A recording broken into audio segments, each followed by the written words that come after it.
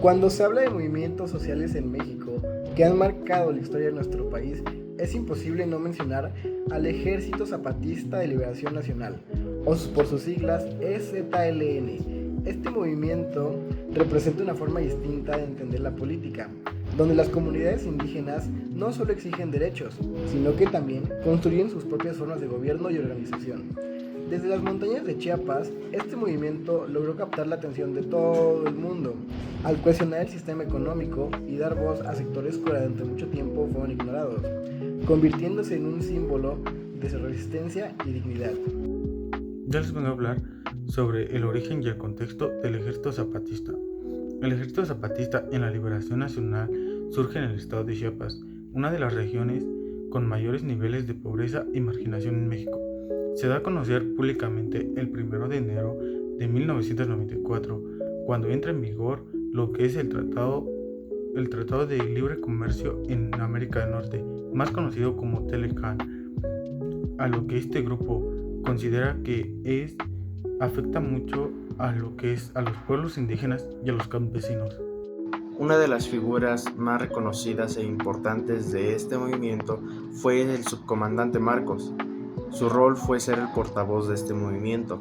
También se caracterizó demasiado por usar un pasamontañas y llevar un cigarro, pero por lo que más se caracterizó este personaje fue porque hacía sus comunicados y también daba discursos con un lenguaje simbólico y crítico hacia el neoliberalismo.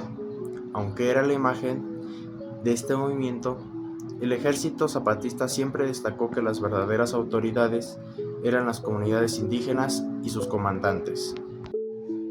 En 2014, el subcomandante Marcos anunció que dejaría de usar ese nombre y pasó a llamarse Subcomandante Galeano, como homenaje a un maestro zapatista asesinado. Esto simbolizó que el movimiento es colectivo y no depende de una sola persona. Uno de los aspectos más importantes del Ejército Zapatista de Liberación Nacional, conocido como EZLN, son sus objetivos. Desde su levantamiento el 1 de enero de 1994 en el estado de Chiapas, buscó visibilizar la situación de pobreza, desigualdad y exclusión que vivían las comunidades indígenas aquí en México. Su lucha no surge solo como una forma de protesta, sino como la exigencia de reconocimiento, justicia y dignidad. Entre sus principales objetivos estaban exigir acceso justo a la tierra, mejores condiciones de vida, educación y servicios de salud. También demandaban democracia real, libertad y el respeto a los derechos colectivos de los pueblos indígenas, incluyendo su autonomía y participación política. Su forma de lucha combinaba lo que era la resistencia armada inicial con la organización social y política de estas comunidades indígenas. Al principio, el EZLN se levantó en armas para exigir justicia, tierras, democracia y derechos para los pueblos indígenas. Sin embargo, con el tiempo, su lucha se enfocó más en la resistencia pacífica, el diálogo y la autonomía. Hoy en día, el EZLN promueve la autogestión en sus comunidades, creando sistemas propios de educación, salud y gobierno.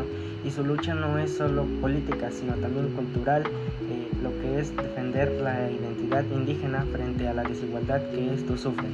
Voy a hablar sobre la situación actual del Ejército Zapatista de Liberación Nacional, o EZLN, un movimiento social indígena ubicado principalmente en el estado de Chiapas.